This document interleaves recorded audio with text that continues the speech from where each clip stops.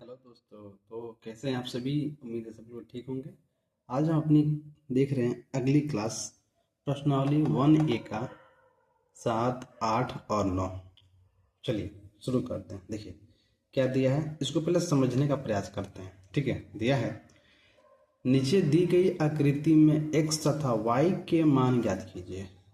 ये x हो गया और ये y हो गया, इसका मान ज्ञात करना है। तो पहले समझते हैं कि कैसे हम ज्ञात करेंगे और क्या करेंगे, है ना। सबसे पहले ध्यान दीजिए, अगर आप विचार कीजिए, अगर y का मान रखेंगे तो फिर x का पता नहीं चलेगा।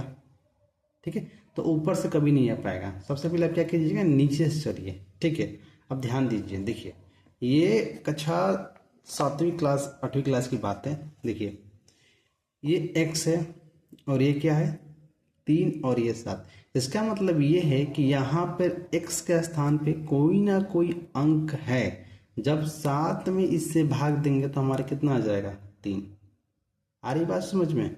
या मान के चलिए अगर यहाँ x पे कोई अंक है, अगर उसको 3 से भाग देंगे तब कितना आ जाएगा 7।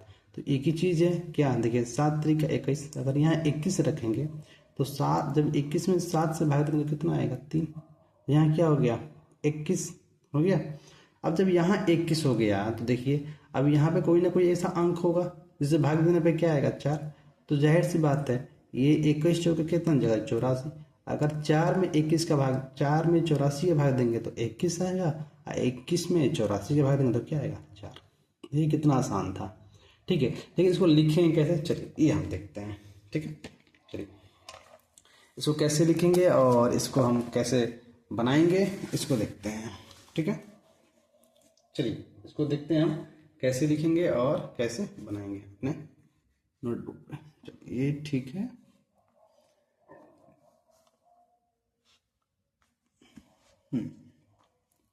सवाल नंबर कितना है जी? 7। सवाल नंबर है 7। दिख रहा है जी? थोड़ा कैमरा इधर कर लिया जाए। ठीक है, सवाल नंबर 7।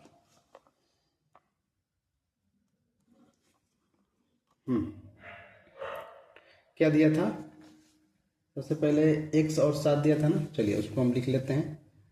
ठीक है, सबसे पहले लिखेंगे हाल में यहाँ पर चूंकि चूंकि क्यों लिख रहे हैं, क्योंकि पहले ही दिया था। मैंने पहले ही बता दिया था कुछ दिया रहता है जब निकालना तो चूंकि लिखते हैं। चूंकि x बराबर क्या दिया था 3 और 7 दोनों दिया था। तो जब 3 में 7 का गुणा करेंगे तो कितना आएगा जी 21 आएगा। क्या है क्या 21। और दिया है y का मान, y बराबर दिया है 4 गुणे 7, 4 गुणे x दिया है। ठीक है, तब देखिए अब ये y बराबर क्या हो जाएगा, ये प्रदर्शित का चिन्ह लगा दीजिए। 4 x का मान कितना आ गया जी 21। तो ये कितना हो गया y बराबर कितना हो गया जी 2184। ठीक है, तो क्या हो गया, अतः अब यहाँ लिखिएगा जो पूछा था। अतः ये लिखिए यहाँ पर, अतः x बराबर 21 था, y बराबर कितना 84। ठीक है, चलिए अब हम अपना अगला प्रश्न देखते हैं जो हमारा प्रश्न है 8 नंबर। ठीक है, 8 नंबर को हम देखते हैं। ठीक है, चलिए 8 नंबर क्या प्रश्न है, ध्यान दीजिए। 8 नंबर प्रश्न है, हम पढ़ रहे हैं, किताब आपके पास होना चाहिए। अगर आपके पास किताब नहीं है तो हमारी ये व्हाट्सअप ये जो नंबर है व्हाट्सअप नंबर, इस पर इसको सेव करके आप सिर्फ ज्वाइन टाइप करके भेज दीजिएगा। हम आपको एक लिंक भेजेंगे और उसे ज्वाइन कर लीजिएगा। वहाँ पे मैं किताब की एक एक पेज की फ़ोटो खींच के वहाँ अपलोड कर देता हूँ, ताकि विद्यार्थी के पास अगर किताब नहीं है फिर भी अपनी पढ़ाई पूरी कर सकें। ठीक है, तो सारी चीज़ें अपलोड कर देता हूँ। ठीक है, चलिए सवाल नंबर 8 क्या कह रहा है उसको हम देखते हैं। सवाल नंबर 8 कह रहा है 18 और 117 के एचसीएफ को 18m माइनस 117 के रूप में दर्शाया गया है ना। तो m का मान ज्ञात कीजिए, साथ ही 18 और 117 का एलसीएम ज्ञात कीजिए। चलिए ठीक है, क्वेश्चन बहुत ही ठीक है। अब इसको समझने का प्रयास करते हैं, एक बार समझ लीजिए। ठीक है, मैं आपको समझा दे रहा हूँ किताब के माध्यम से, ताकि आपको अच्छे से समझ में आ जाए। देखिए यहाँ पर 18 और 117 के एचसीएफ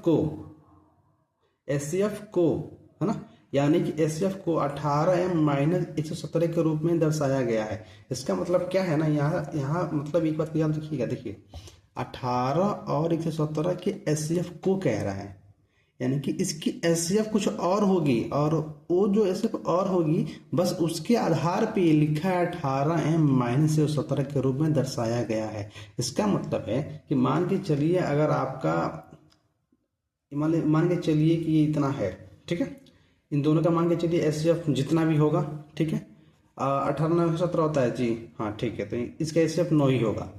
अगर इसका एचसीएफ 9 है, 9 या इसका एचसीएफ 9 ही होगा, लेकिन उस 9 को वहाँ यहाँ न लिख कर ना यहाँ लिखा है 18m माइनस 117 के रूप में लिखा है।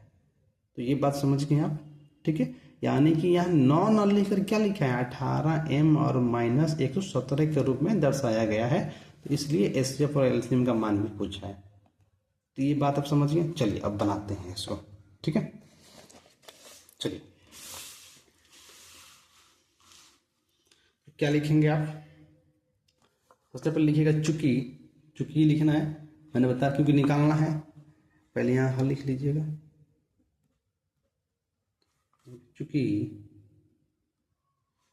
18 और क्या था जी 17, हाँ 117, ठीक है 117, इसका फैक्टर कर लीजिए क्योंकि मैंने पहले बता चुका हूँ।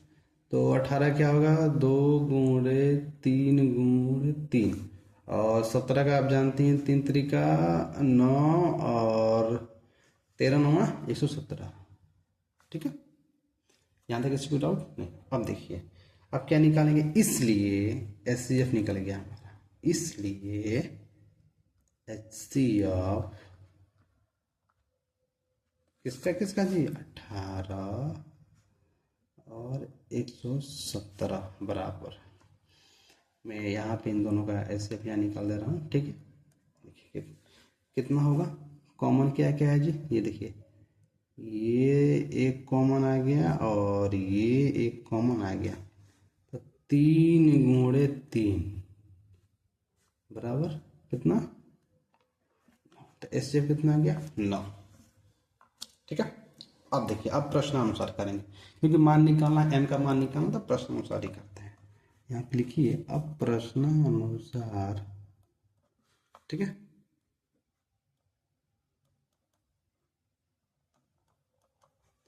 अब प्रश्नानुसार क्या दिया है, देखिए दिया था 18m माइनस 117 एचसीएफ, 117 बराबर एचसीएफ, यही दिया था ना, बराबर 18 और 119, यही दिया था हमको। m का मान निकालना है, ठीक है। चलिए निकाल लेते हैं, बहुत ईजी है। तो ये कर लीजिए 18m माइनस 117। अब देखिए इन दोनों का एचसीएफ कितना आया था 9, तो यहाँ 9 लिख लेंगे, ठीक है। अब देखिए तो ये 18m हो गया, ठीक है। चलिए ये माइनस में हो जाएगा तो प्लस में, तो जोड़ दीजिए कितना हो जाएगा, तो 117 प्लस 9। अब आप ये सोच रहे होंगे कि ये माइनस में प्लस में कैसे चला गया, तो याद रखिएगा कि ये माइनस में होता है तो उस पक्ष में जाता है तो प्लस में हो जाता है, ठीक है। कक्षा 8वीं की बात है ये। तो कितना हो गया ये 9 7 16 126, और ये तो m बराबर कितना हो गया 126 बटा 18, और 18 7 126 होता है, तो m बराबर कितना आ गया 7, m का मान कितना आ गया 7। क्या निकालना था एलसीएम, तो यहीं पे निकाल दे रहे हैं एलसीएम, ठीक है। अब एलसीएम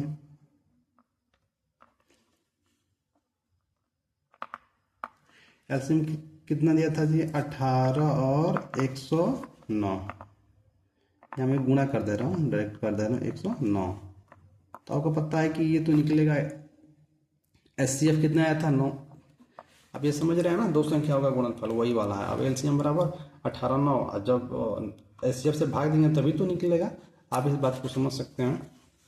तो 9 1 9 दूना 18, इसलिए एलसीएम यहाँ लिख लीजिएगा, है ना। अतः माफ कीजिए, अभी ये लिखिए, एलसीएम 119 दूना कितना, दोनों 18, ये 119 117 है जी, माफ कीजिएगा, ये 117 है, देखिएगा 234, कितना 234, कितना ये 234, यहाँ लिखिएगा। अतः यहाँ आप लिख लीजिएगा लास्ट में, अतः m बराबर 7 था एलसीएम, थोड़ा आप अच्छे से लिख लीजिएगा, बराबर 234, ठीक है 234। ये दोनों क्वेश्चन हो गया। चलिए अब चलते हैं हम इसके अगले क्वेश्चन में, जो हमारा क्वेश्चन नंबर है 9। क्वेश्चन नंबर 9 को समझना पड़ेगा और उसको अच्छे से समझना पड़ेगा। चलिए इस क्वेश्चन को भी हम आपको दिखा दे रहे हैं, क्वेश्चन नंबर 9 क्या है। और ये बहुत ही क्वेश्चन सरल है और इसको लिखना पड़ेगा, ठीक है। क्या लिखा है, जांच कीजिए कि क्या किसी प्राकृतिक संख्या n के लिए 6n अंक 0 पर समाप्त हो सकती है। देखिए इस क्वेश्चन को समझने के लिए मैंने अंकगणित की आधारभूतियां पर मैं पढ़ाई थी, अगर ये उसी से रिलेटेड है तभी आपको समझ में आएगी। अंकगणित की आधारभूतियां पर मैं कहती है कि उसकी जो भी उसका रूल होता है कि जिसका भी गुणनखंड करेंगे वो अद्वितीय होना चाहिए, यानी कि जब इसका गुणनखंड करेंगे 2 अभाज्य होनी चाहिए और लास्ट में क्या 0 आनी चाहिए, ठीक है। ये उसी पे बेस करता है। तो ये जो क्वेश्चन है ये लिखने टाइप का है, तो इसको हम लिख के रखे हैं ताकि इसे लिखना ना पड़े, जल्दी से इस वीडियो को हम सॉल्व कर लें। चलिए देखिए, आप इसको जरूर नोट करिएगा, हम आपको समझाएंगे।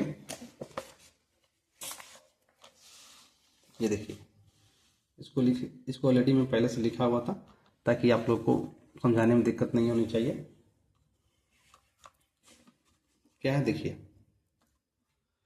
यदि कोई संख्या 0 पर समाप्त होती है, लास्ट में क्वेश्चन था, तो इसके अभाज्य गुणनखंड में 2 और 5 दोनों का होना अनिवार्य है। जाहिर सी बात है, कोई भी संख्या अगर 0 पर समाप्त हो रही है तो उसके गुणनखंड, अभाज्य गुणनखंड में 2 और 5 का होना अनिवार्य है, चाहे वो संख्या 100 ही क्यों ना हो, ठीक से रहेगा।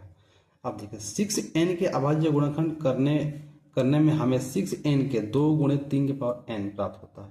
6n को ना 2 गुणे 3n, ये इसको हम लिख सकते हैं, ठीक है। आप इसको ऐसे भी लिख सकते हैं, मैं यहाँ पर समझा दे रहा हूँ।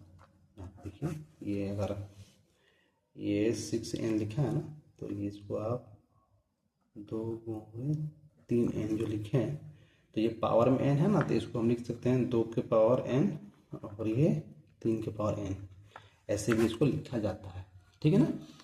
वो यहाँ पे लिखा गया है, ये प्राप्त होता, ठीक है। जहाँ 6n के अभाज्य गुणनखंड में केवल 2 और 3 ही आ रहे हैं, कितना 2 और 3 ही आ रहे हैं। अंकगणित की देखिए 2 और 3 आ रहा है, 5 नहीं आ रहा है, ज़्यादा देखिए 2 और 3 आ रहा है, 5 नहीं आ रहा है, एक ही अभाज्य आ रहा है, ये वाला सिर्फ एक ये आ रहा है, 3 आ रहा है, 5 नहीं आ रहा है और हमको 0 चाहिए था। देखिए यहीं पर मिल गया ना कि ये नहीं हो सकता है। अब आगे देखिए, अंकगणित की आधारभूतिय प्रमेय के अनुसार किसी संख्या के अभाज्य गुणनखंड अद्वितीय होते हैं, यानी कि 2 हल होते हैं, 2 अभाज्य होते हैं, कितने 2, एक और होगा, एक और इसमें होना चाहिए पर नहीं हो रहा है क्योंकि 6 है यहाँ पर, ठीक है। इसलिए 6n के गुणनखंडों में 2 और 3 के अलावा और कोई अभाज्य संख्या नहीं आ सकती है, ठीक है। अतः किसी भी